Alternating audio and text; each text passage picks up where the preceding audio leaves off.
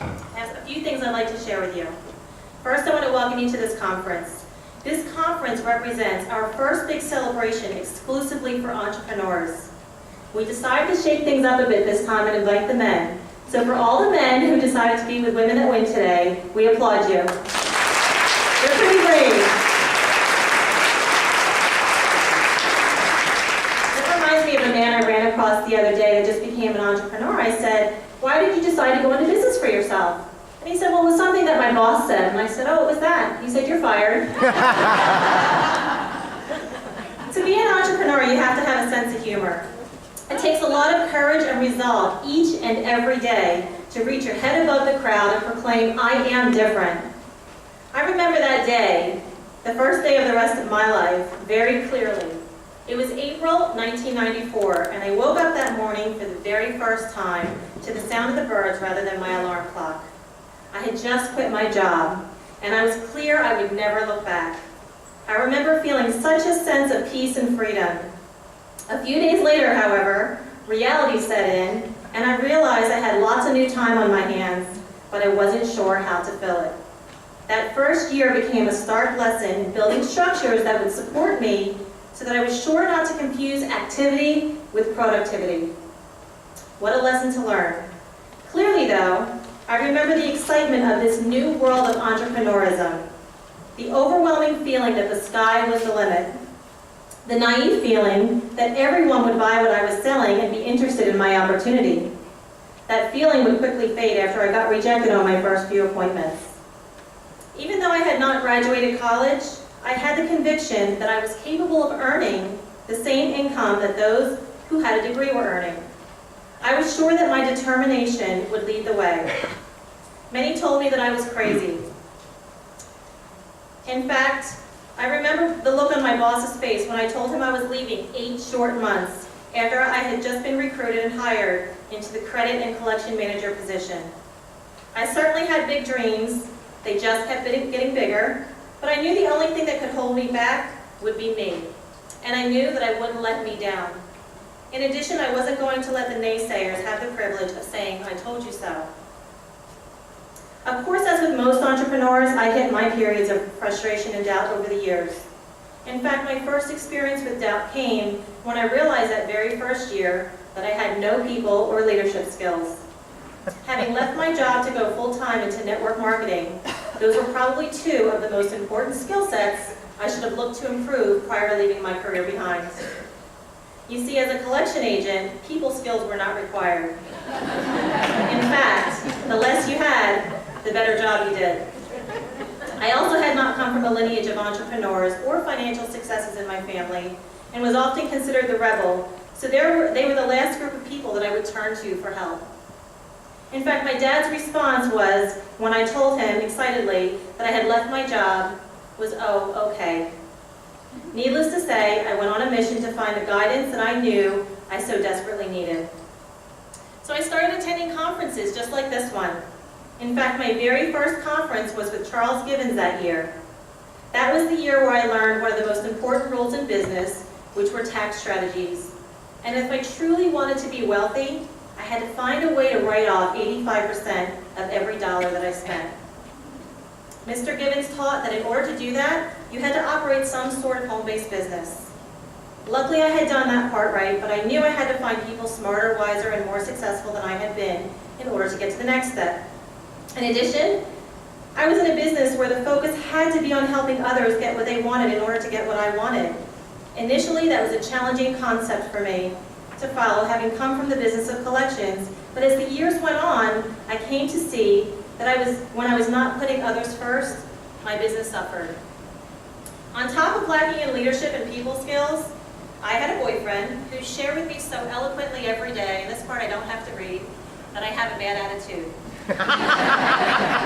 Although I worked hard at tuning him out, after 4 years of hearing that day in and day out, I thought maybe, just maybe, he was right. As challenging as those put-downs were, I could no longer ignore them. I began to dive into every self-help book that I could find. Reading would become a huge turning point for me. My shelves today are overflowing with those books and many more as I've come to realize that reading serves as one of the most important components to overcoming Not only my shortcomings, but yours as well, and growing to the new levels that I'm always striving for. Simultaneously that year, I began searching for mentors. I never really knew the true meaning of the word, or that these people I would choose to follow and learn from would come to hold such an important role in my life. Although I certainly felt lucky to have such great influences, it took years before I realized how truly blessed I was. Each mentor would add a new dimension to my success. And it's hard to say that without getting choked up, because everyone today here that's one of our mentors has had such an impact in my life.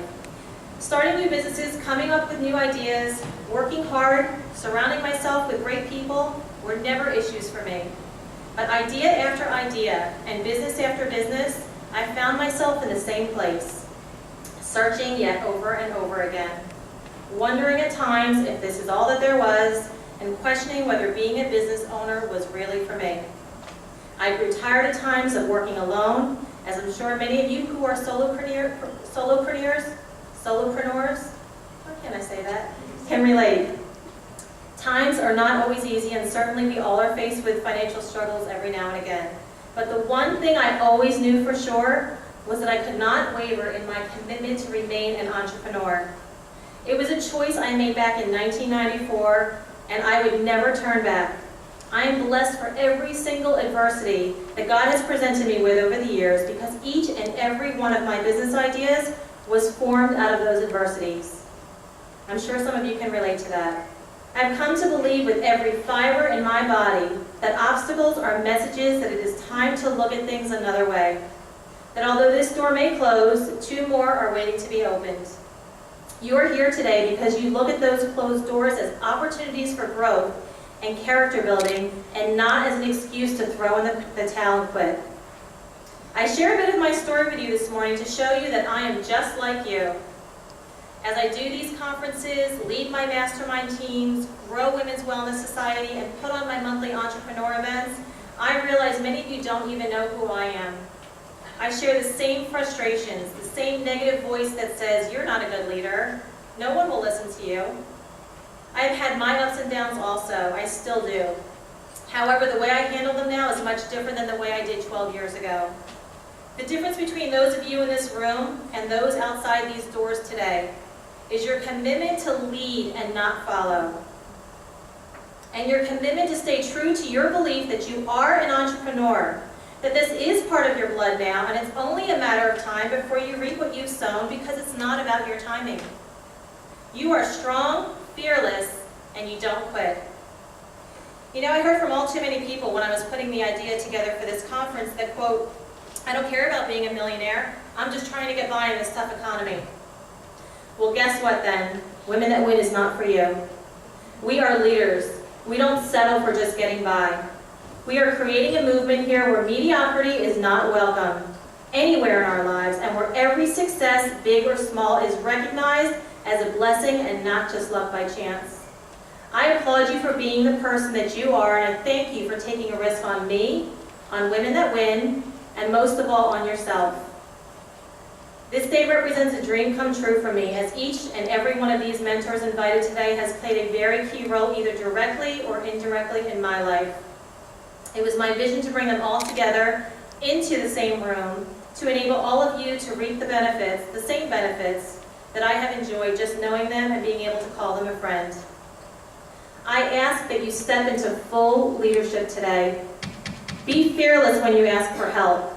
Be vulnerable when you expose your challenges. Commit to being here until 4 o'clock, because leaders don't leave early. Stand up in recognition of anyone coming to the front of the stage. Scream, holler, and dance if you're excited. Show your entrepreneurial spirit, because you have a unique gift called freedom. Now stand up with me and celebrate as we prepare to bring our mentor millionaires to the stage.